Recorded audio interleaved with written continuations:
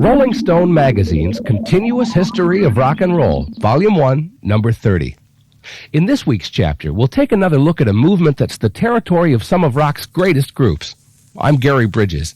When we return, it's the music of Genesis. Peter Gabriel. Games without frontiers, or without tears. Supertramp.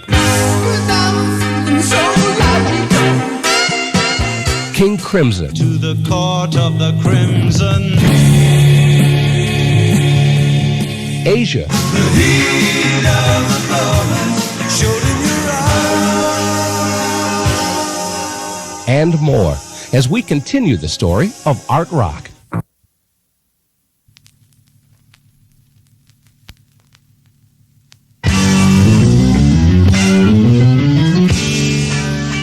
Art rock is the name we use for the experimental fusion of classical music, jazz, and rock. It was born in the 60s with the progressive era of the Beatles, the Moody Blues, and others. And some of today's biggest bands grew out of the movement known as art rock. Today we'll take another look at the people who've shaped the art rock sound.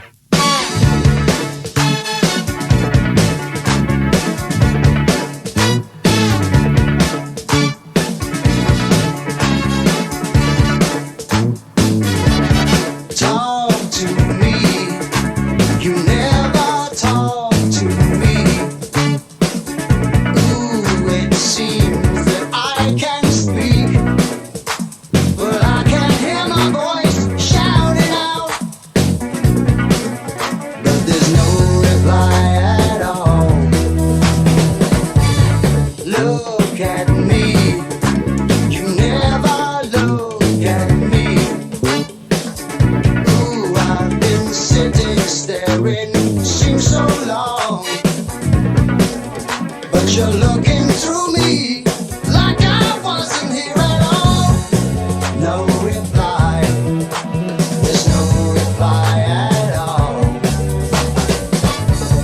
Dance with me, you never dance with me. Ooh, it seems that I can move. I'm close to you, close I can get. Yeah,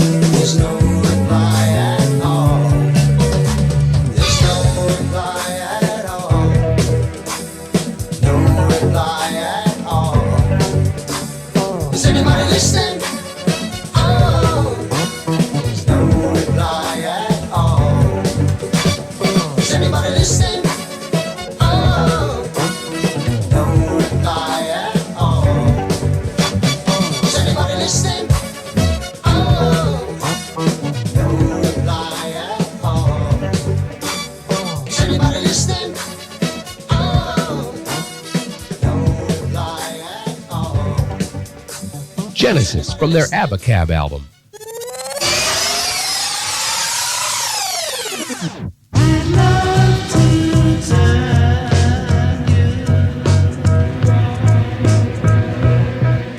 Art rock was born in the 60s when the Beatles stopped touring and concentrated their efforts on working in the studio. Improvements in technology brought in better equipment, and in the hands of experienced musicians, this technology and new serious approach caused a whole new outlook on rock. Bands started experimenting with new techniques, layers of vocal overdubs, and more difficult musical arrangements. Other bands, influenced by the work of the Beatles, the Moody Blues, and early Pink Floyd, formed their own bands. Some of this music still stands up today. 24 before my love, I'll be there. One of the best early art rock bands was Yes. They formed around singer-songwriter John Anderson and bass player Chris Squire in 1968. Their first two albums created a minor stir, but when the band replaced Peter Banks with Steve Howe and they put out the Yes album in 1971, there was no turning back. Yes was headed for superstardom. Steve Howe talks about meeting the other guys in Yes. I'd been looking around for about 6 weeks for a new gig. Then the phone rang and it was Chris, and he said, "Why don't you join us?" And some of the other guys had seen me play. They thought it was worth a shot, and it worked. I've seen all good people turn their heads each day, so satisfied I'm on my way.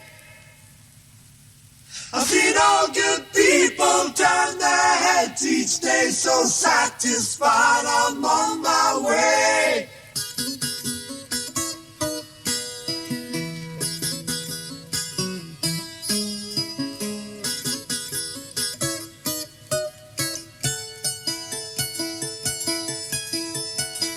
Take a straight and stronger course to the corner of your life. Make the white queen run so fast, she hasn't got time to make you a wife.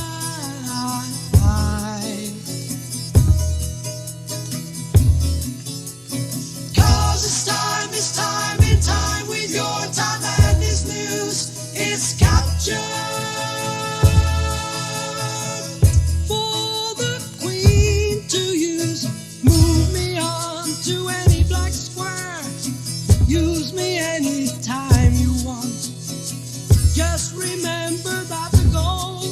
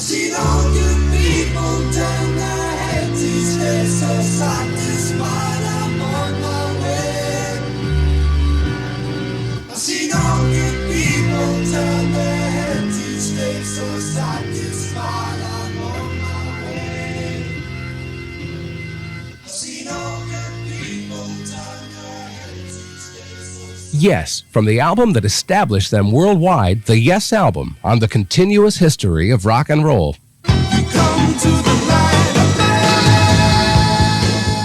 In late 1980, the band released Drama with new additions Trevor Horn and Jeff Downes. Like other Yes albums, Drama did well, but not quite as well as the previous albums, and after its release, the band splintered. Chris Squire and Alan White are said to be working with a new band as yet unnamed. Trevor Horn is again producing in England and recording under the name he and Jeff Downes originally used, The Buggles. And Steve Howe and Downes have joined a band called Asia with veteran drummer Carl Palmer and King Crimson member John Wetton. John Wetton says forming Asia was a long, slow process. I met Steve for lunch in London, and we said, how about pooling our mutual talent and getting a band together that's completely new. And this combination didn't sort of come about magically. We tried out a few people that we found didn't work at all. Jeffrey Downes was the next one to come into place because Steve had been working with him in Yes. And then, through some conversation, Carl's name came up. So I gave him a call, asked him if he was interested, and he said yeah. And at that point, we said, okay, that's it, that's the band.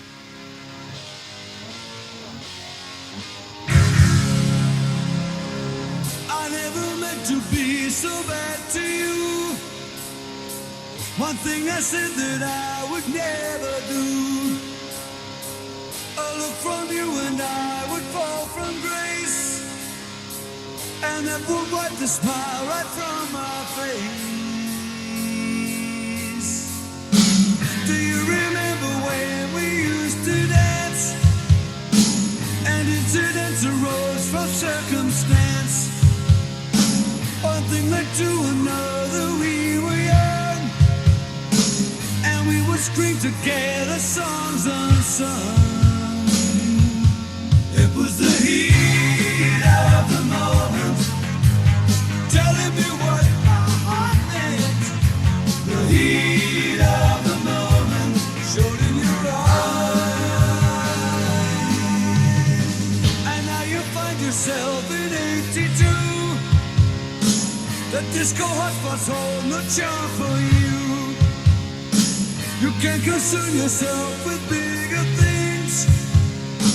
You catch a pull and ride the dragon's wings. 'Cause it's the heat of the moment. The heat of the moment. The heat of the moment showed in your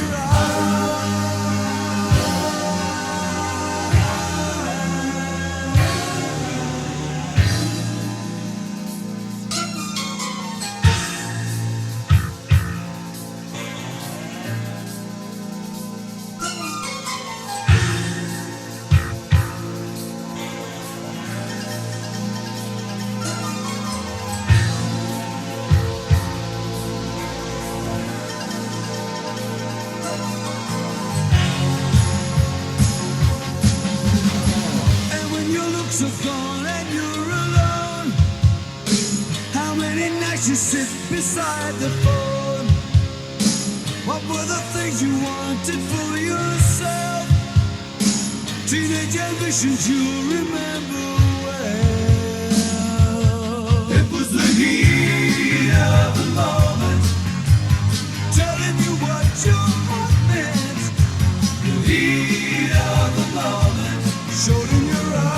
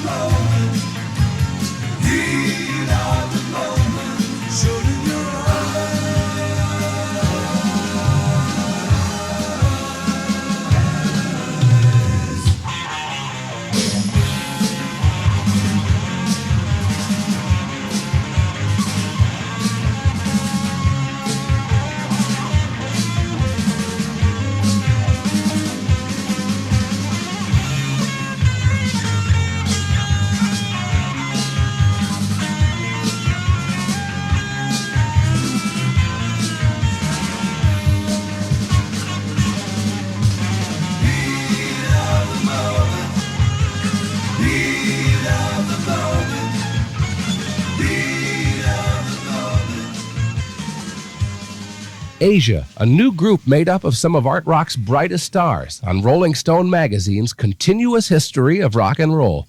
Coming up, words and music from Supertramp and Peter Gabriel.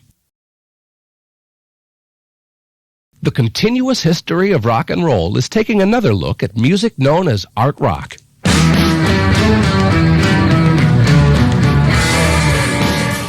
The Supertramp story is rock in real rags to riches style.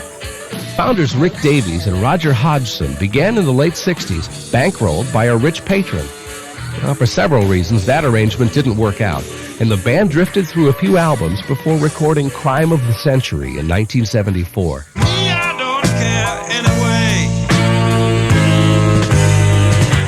Crime of the Century put Supertramp in the minds of a lot of fans, but their 1979 album, Breakfast in America, was Supertramp's breakthrough. Doogie Thompson is Supertramp's bass player since Crime of the Century, and he says that Breakfast in America was the first album he could listen to after it was recorded. There's that excitement when you first do the songs, and Breakfast, I think, was the first album I could listen to when we finished it. Normally I can't go near the things, you know. So there was a definite feeling of confidence that we've achieved something out of it, but not to the extent that it's like sold 10-11 million worldwide, which is overwhelming, really. When I was young, it seemed that life was so wonderful, a miracle. Oh, it was beautiful, magical, and all the birds in the trees, will they be singing so happily, oh joyfully, oh playfully, watching me. But then they sent me away, teach me how to be sensible, logical, oh responsible, practical.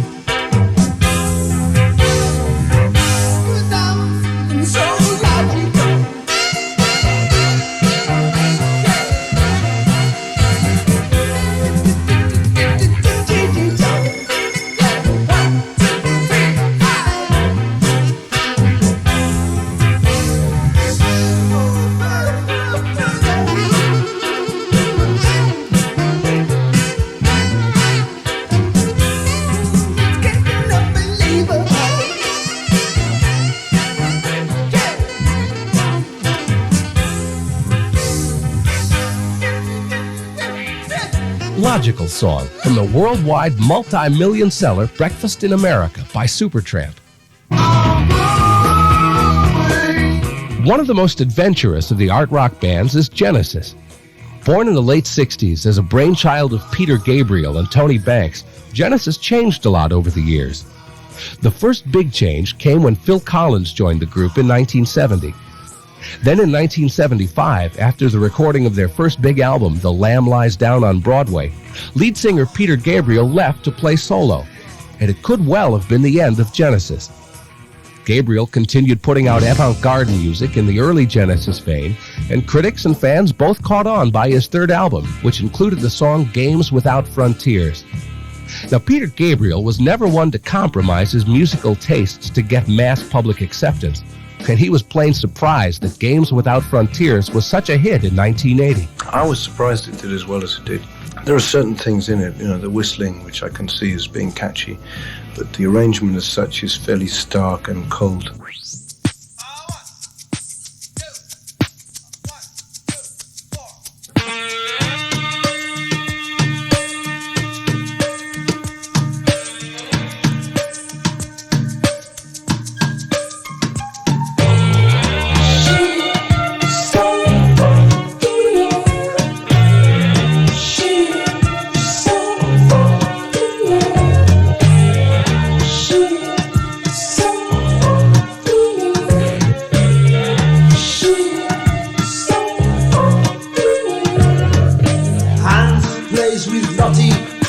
Lottie plays with Jane, Jane plays with Willie, Willie is happy again. Suki plays with Leo, Sasha plays with Brit, Adolf builds a bonfire, Enrico plays with it.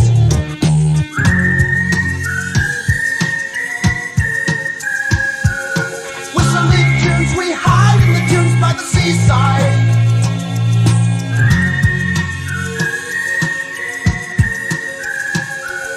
Whistling tunes, we're kissing baboons in the jungle.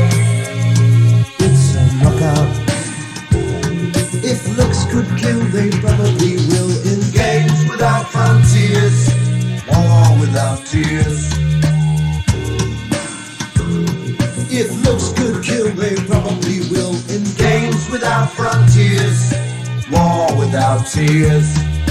Games without frontiers, war without tears.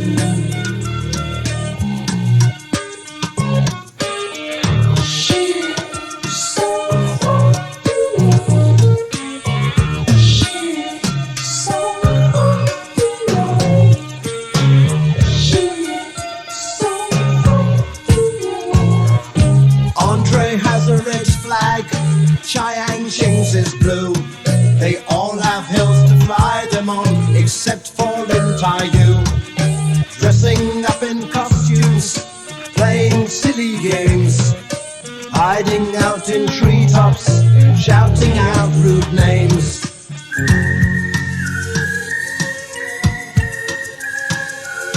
Whistling tunes, we hide in the dunes by the seaside.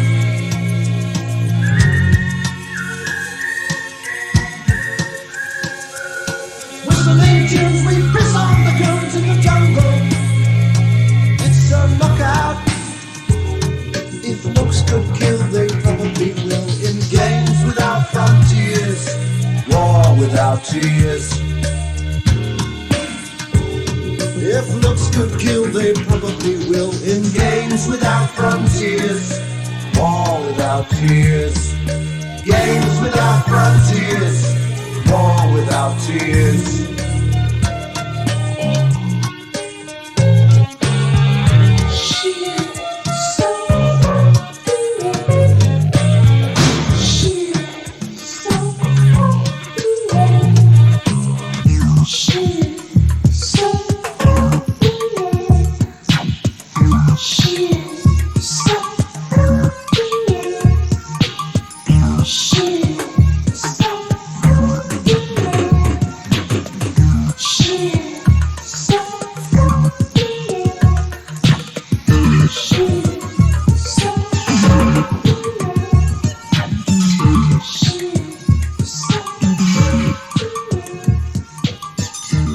Peter Gabriel on Rolling Stone magazine's Continuous History of Rock and Roll. Just one single tear in each passing year there will be. After Peter Gabriel left Genesis, there was a big question as to whether they'd carry on. Lead guitarist Steve Hackett also went solo, and then there were three: Tony Banks, Mike Rutherford, and Phil Collins. Well, instead of folding, Genesis took a new direction. They went for shorter, more direct songs and left some of the art out of their art rock approach. The results were the album Duke in 1980 and Abacab, their recent album. Although they remain a trio in the studio, Mike Rutherford explains they need a little extra help on stage to fill in drums and guitars. I think we'll always be five on stage. It's a lot easier to play with someone on stage. I think you have to have a greater understanding of each other's musical direction in a studio than you do on stage. Because on stage, they're very much players, they're not really writers. In the studio to work, you have to be a bit more of a writer, really. And I don't know, it seems to work very well in a studio, I feel, with the three of us. There's a lot of ideas, but there's a lot of room for everyone, too.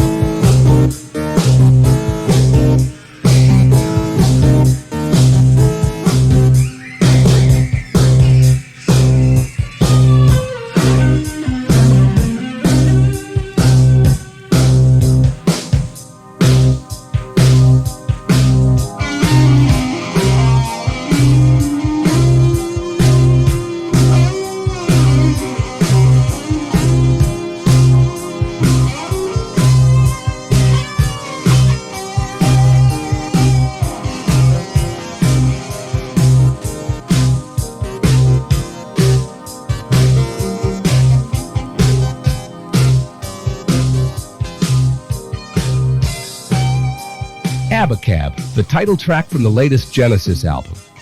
Later this year, we can expect a double album from Genesis, more solo projects, and a tour of the U.S. Next, we'll examine the music of King Crimson and its unique founder, Robert Fripp, when we continue after this. We're presenting another look at art rock on the continuous history of rock and roll. I'm Gary Bridges. Robert Fripp's influence has touched many areas of rock. He first made a name for himself in the band King Crimson in the late 60s. Over the years, King Crimson included people like John Wetton, who's now with Asia, Ian MacDonald, once with Foreigner, Bill Bruford, and Greg Lake. Fripp says he saw King Crimson as the intelligent rock band. My idea for the band was essentially the proposition that one could be a rock musician without censoring one's intelligence. Rock music was fairly anti-intellectual, and to a degree it still is. Greg Lake says there was only one real King Crimson, the band he joined in 1969. The only group that was really King Crimson was the first one, and it was the group that... The original King Crimson on Rolling Stone magazine's continuous history of rock and roll. I've been in between. The strain of so many strong personalities in one band forced changes in King Crimson. By 1972, only Fripp remained of the first lineup. Bill Bruford, who was originally with Yes, joined King Crimson after Yes's Close to the Edge album. Now, why would Bill Bruford leave Yes just as they were peaking? I wanted to play with Robert Fripp in King Crimson. It was very simple, really, and the music I made with King Crimson to date has been fascinating and provided for me the highest spots in my musical career. In the mid-70s, Robert Fripp put King Crimson on the back burner and worked with people like Peter Gabriel, Brian Eno, and David Bowie. And then in 1981, he re-emerged with a new King Crimson. King Crimson is essentially and in potential one of the very finest performing rock bands in the world. King Crimson was always a tradition, King Crimson was always on the move, King Crimson was always a little unsettling.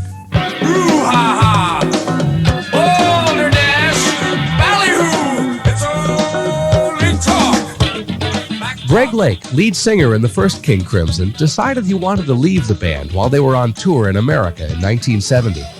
He met a keyboard player named Keith Emerson in San Francisco. Keith was in the nice, and he was dissatisfied with his band too. After a long talk, they decided to find a drummer and start their own band. So Emerson, Lake, and Palmer was born. But Greg Lake says it was nearly Emerson, Lake, Mitchell, and Hendrix. The first person to come to mind was Mitch Mitchell, because the Experience had just finished. And so we talked with Mitch, and he said, yeah, you know, what we should do is get Jimmy in, and we'll put a session together and give it a go and see how it works. So there was a session scheduled for me, Keith Emerson, Jimi Hendrix, and Mitch Mitchell for the following week. And unfortunately, and very sadly, Jimmy died of a drug overdose, and that was the end of that. After that, we found Carl, and so it became Emerson, Lake and Palmer. When you get to who you are. Even more than other art rock bands, Emerson, Lake, and Palmer experimented with classical music, interweaving it with basic rock and roll.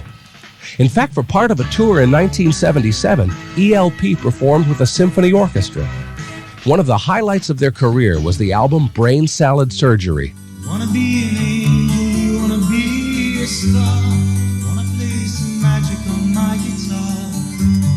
Wanna be a poet, you wanna be my string. You could be anything. Do you wanna be the lover of another? Undercover, you could even be the man on the moon. Do you wanna be the player? Do you wanna be the string? Let me tell you something. It just don't mean a thing. You see, it really doesn't matter when you're buried in disguise by the dark glass on your eyes. Though your flesh has crystallized, still turn me on.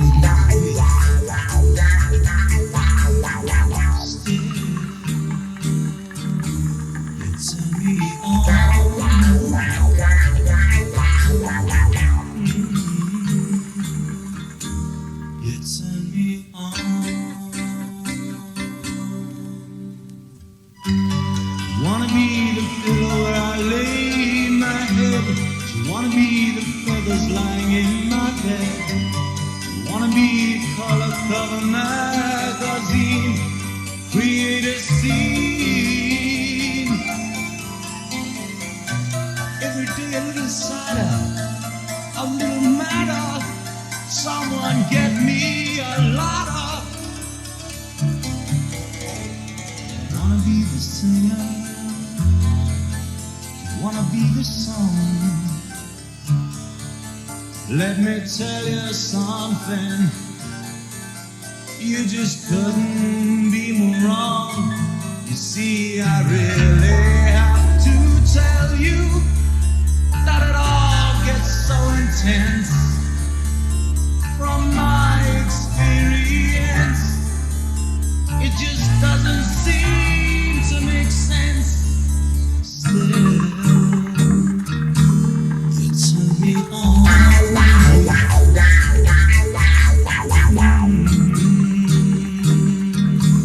You turn me on.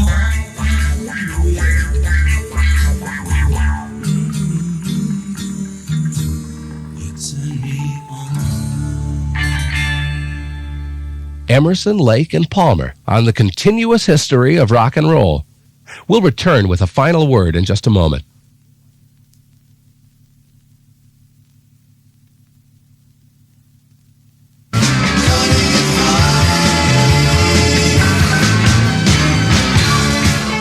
The groups who make up the category of art rock still have a strong influence in pop music today. Genesis is as popular as they've ever been. Yes members are going for musical excellence in a whole variety of ways. The new group Asia is a second-generation supergroup.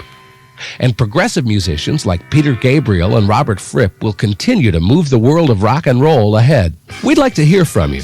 If you have any thoughts about this chapter or any chapter of the continuous history of rock and roll, or ideas on things you'd like us to discuss, send it to us at this address, 745 Fifth Avenue, New York, New York, 10151, or in care of this station.